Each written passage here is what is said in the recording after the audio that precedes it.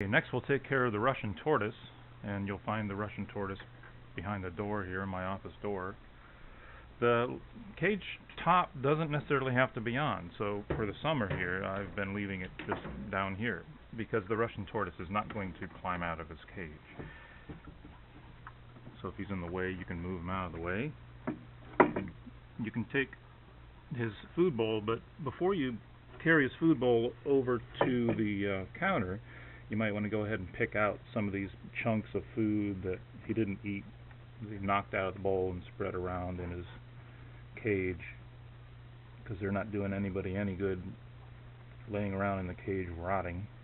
And that goes for pieces of poop too, and it's similar for the care of all the animals, all the cages. If there's anything laying around in the cages rotting or any poop that needs to be cleaned out, you can pick it up. And I'm okay doing this by hand. Other people aren't. You might want to grab a little piece of paper towel or something to pick up a piece of poop. And then you can grab his water bowl too, because we want to change that. He usually climbs into it, and sometimes he poops in it. So I'm going to go ahead and just take care of his water bowl first.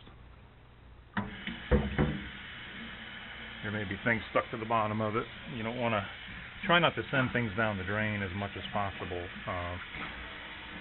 Pieces of wood and so forth, because his bedding is wood chips, and we don't need that going down the drain and clogging the drain. So as always, you want to scrub it out, and you can either refill it here or you can fill up a measuring cup. That's why we have the measuring cups over here. That way you can just put the bowl in his cage and then use the measuring cup to fill the bowl while it's in the cage. I'm just going to go ahead and fill it from the sink and put it back in here, trying not to spill it all over the place. And then go back and take care of the food bowl. Just like for all the animals, if there's an uneaten food in the food bowl, go ahead and pick it out. If it's good pieces of broccoli and so forth, it's not so too far gone, it might be a little dried out, but it's not completely rotten. You can go ahead and pick it out and then give it to the cockroaches. We've got cockroaches in this cage right here, right above the garbage, which is a good place. We also have them over in this cage. These are the Madagascar hissing cockroaches. You can see I've already given them some leftover food that the blue-tongued skink didn't eat. Finish scraping out the bowl. Clean the bowl with water and a scrubber. You don't want to leave any rotten food in bowls, because then the animal smells the rotten food and thinks that the fresh food is actually rotten. Just a little piece of paper towel is all you need to dry the bowl out, so you don't need to get a huge piece and waste a lot of paper towel.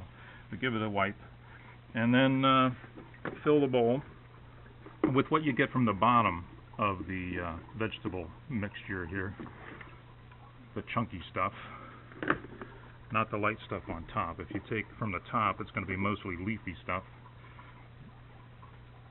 and the tortoise will eat leafy stuff, but he likes the chunky stuff mostly.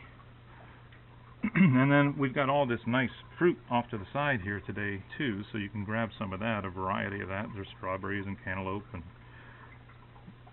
banana. I'm sure he'll enjoy that. He doesn't eat any meat whatsoever, so, and that's generally true for tortoises. Tortoises are herbivorous, so you can deliver that back to him, and if you want to, you can enjoy watching him eat, because he'll often start eating almost immediately.